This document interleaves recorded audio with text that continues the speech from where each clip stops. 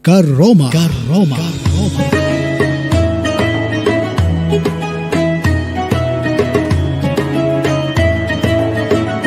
Kajian Ramadan penuh berkah. Karoma.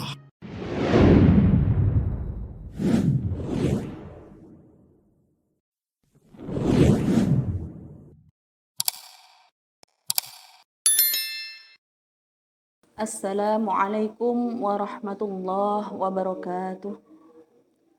A'udzu billahi minasyaitonir rajim. Bismillahirrahmanirrahim. Alhamdulillahilladzi faddala bani Adam bil ilmi wal amali ala jami'il alam. Wassalatu wassalamu ala sayyidina Muhammadin sayyidil arabi wal ajam. Wa ala alihi wa ashabihi ya nabi'il ulumi wal hikam, amma ba'd.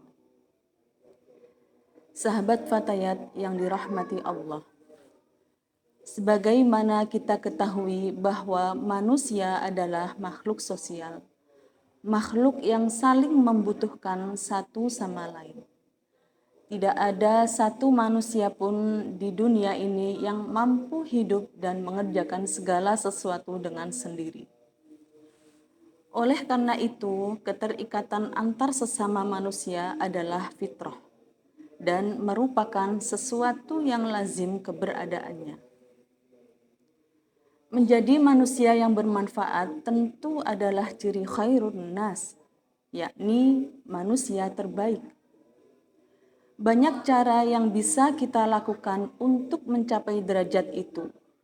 Sebab Rasulullah Shallallahu Alaihi Wasallam telah memberikan berbagai tauladan kepada kita, baik secara lisan, perbuatan, maupun sikap yang beliau tunjukkan. Karena memang ajaran Rasulullah Shallallahu Alaihi Wasallam ini berkaitan dengan iman. Ketika Rasulullah Shallallahu Alaihi Wasallam ditanya, Ayyul mu'min afdal ya Rasulullah? Orang mukmin yang paling utama itu yang seperti apa, wahai Rasulullah? Orang mukmin yang paling utama adalah ahsanuhum khuluqa, orang yang akhlaknya paling baik. Lalu sahabat bertanya lagi, Ayyun nasi ahabbu ilallah ya Rasulullah? Manusia mana yang paling dicintai oleh Allah ya Rasulullah? Maka kata Nabi, anfa'uhum linnas, orang yang paling bermanfaat bagi manusia. Paling bermanfaat dengan hartanya, paling bermanfaat dengan ilmunya, paling bermanfaat dengan keberadaannya, dan paling bermanfaat dengan apa yang dia miliki. Maka seorang mukmin yang paling sempurna imannya adalah orang yang paling baik akhlaknya.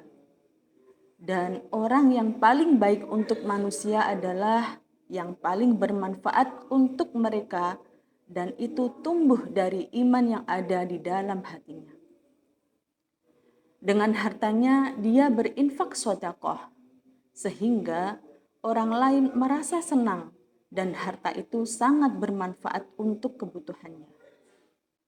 Dengan ilmunya dia memberikan pengetahuan kepada orang yang mau belajar. Dengan raganya dia memberikan manfaat, membantu pekerjaan orang lain. Tidak usah diperhitungkan berapa banyak yang kita berikan untuk orang lain. Tidak usah mengharapkan balasan dari apa yang kita berikan. Karena dengan mengharapkan balasan dari orang yang kita beri kemanfaatannya, bisa menghilangkan keikhlasan kita dalam beramal. Beramallah karena Allah, ikhlas karena Allah. Pasti Allah akan membalasnya melebihi apa yang diberikan oleh makhluk. Karena Allah Maha Ghani, Allah Maha Kaya. Sahabat Fatayat yang dirahmati Allah, manusia dengan imannya dia menjadi orang yang menjauhkan diri dari sifat membebankan diri untuk manusia yang lain. Tapi dia ingin memberikan yang terbaik untuk manusia.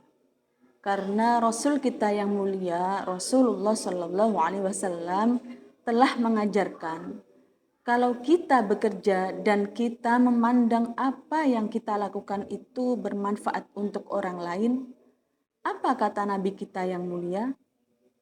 Ihris ala ma yanfa'uk.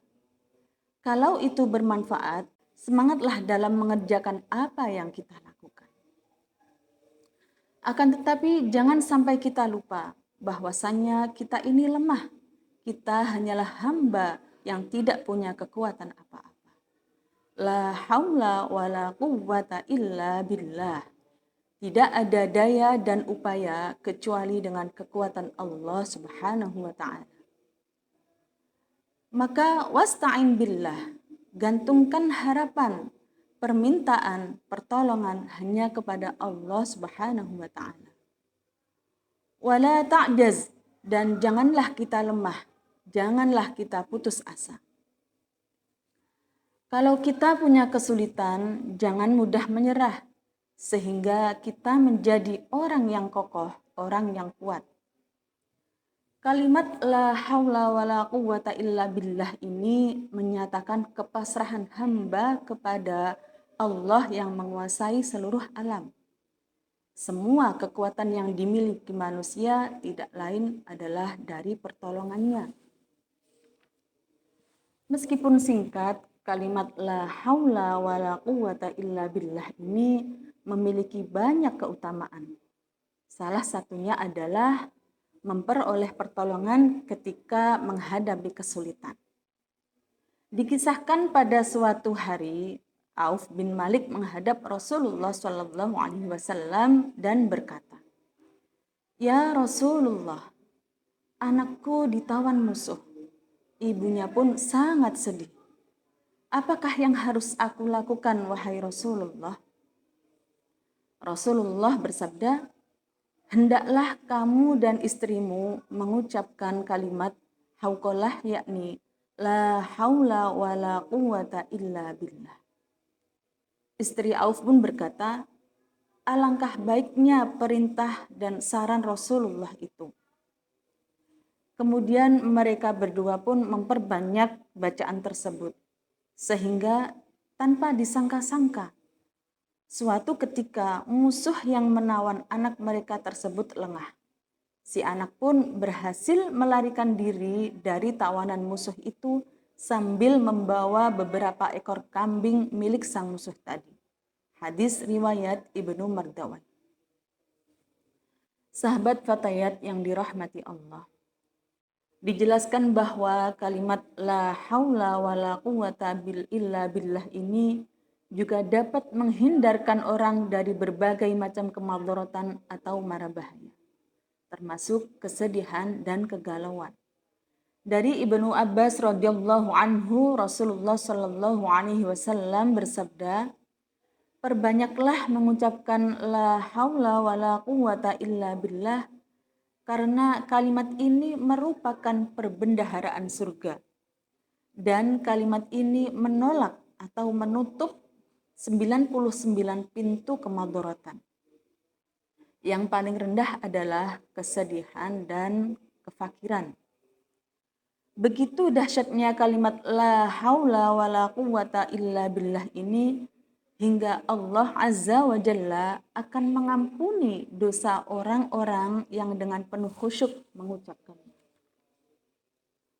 Rasulullah Shallallahu Alaihi Wasallam bersabda, "Tidaklah seorang di muka bumi ini mengucapkan la ilaha illallah wallahu akbar, subhanallah walhamdulillah, dan la haula wa la quwwata illa billah, melainkan dosa-dosanya akan diampuni, walaupun dosa-dosanya itu lebih banyak dibandingkan buih di lautan."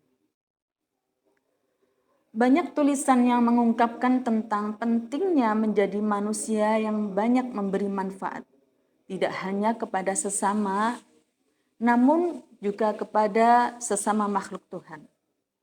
Esensinya adalah mendudukkan manusia pada posisinya sebagai khalifah fil ard atau pemimpin di muka bumi ini. Sesungguhnya alam sudah memberikan tanda-tanda bagi mereka yang mau memberi dan berbagi kebaikan kepada sesamanya. Rasulullah Shallallahu Alaihi Wasallam bersabda, "Al-Muslimu akhul Muslim." Seorang Muslim adalah saudara bagi Muslim lainnya. La yazlimuhu wa la yuslimuhu. Dia tidak menzaliminya dan tidak membiarkannya disakiti. Wa man kana fi hajati akhihi kana Allahu fi hajatih. Barang siapa yang membantu kebutuhan saudaranya, maka Allah akan membantu kebutuhannya. Wa man farraja an muslim kurbatan farrajallahu anhu kurbatan min kurbati yaumil qiyamah. Barang siapa yang menghilangkan satu kesusahan seorang muslim, maka Allah akan menghilangkan satu kesusahan baginya dari kesusahan-kesusahan di hari kiamat. Wa man satara musliman satarahullahu yaumal qiyamah. Dan barang siapa yang menutupi aib seorang muslim, maka Allah akan menutupi aibnya pada hari kiamat. Sahabat Fatayat yang dirahmati Allah, marilah kita perbanyak kebaikan dengan mengerjakan semua kebaikan dengan landasan memberi manfaat kepada diri sendiri dan kepada orang lain. Dengan niat ibadah, sukarela, tanpa harus dibebani, ada balasan materi dari sesama. Niscaya kebaikan itu akan memantulkan hasil baiknya. Semakin banyak amal kebaikan yang kita berikan, maka akan banyak pula keberkahan yang kita dapatkan. Bagaimanapun kondisi kita, jangan malah kita mencari cara untuk mendapatkan manfaat dari orang lain. Bahkan memanfaatkan orang lain menggunakan kesempatan dalam kesempitan. Yang terakhir yaitu raihlah manfaat untuk diri kita juga. Jangan sampai kita memberikan manfaat kepada banyak orang, akan tetapi kita lupa tidak memberikan manfaat untuk diri kita sendiri. Maksudnya adalah kita harus menghindari dari semua penghapus pahala amal tersebut, yaitu ketidakikhlasan ataupun riya. Jadi agar kita benar-benar mendapatkan dari manfaat yang kita berikan kepada orang lain, kita harus ikhlas. Ikhlas adalah kunci diterimanya amal, dan hanya amal yang diterima Allah Subhanahu wa Ta'ala yang akan memberi manfaat kepada kita baik di dunia dan di akhirat. Niatkan apa yang kita lakukan hanya karena Allah, bukan karena ingin disebut menjadi pribadi yang bermanfaat. Karena penyakit riya sungguh tidak terlihat, sangatlah samar, sehingga kita harus berhati-hati. Akan tetapi jangan kita khawatir, sekecil apapun amal solih kita, Allah pasti akan membalasnya dengan pahala yang sepadan dengannya. فَمَنْ يَعْمَلْ مِثْقَالَ ذَرَّةٍ خَيْرًا يَرَهُ وَمَنْ يَعْمَلْ مِثْقَالَ ذَرَّةٍ شَرًّا يَرَهُ. Barang siapa yang mengerjakan kebaikan seberat zarrah pun, niscaya dia akan melihat balasannya. Dan barang siapa yang mengerjakan kejahatan sebesar zarrah pun, niscaya dia akan melihat balasannya pula. Sahabat Fatayat yang dirahmati Allah, demikian yang bisa saya sampaikan, semoga bermanfaat, khususnya untuk diri saya pribadi, umumnya kepada sahabat semuanya. Mohon maaf banyak kekurangan karena minimnya pengetahuan agama yang saya miliki.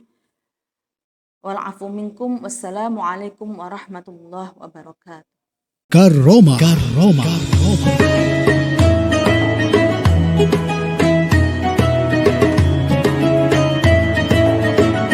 Kajian Ramadan penuh berkah. Karoma.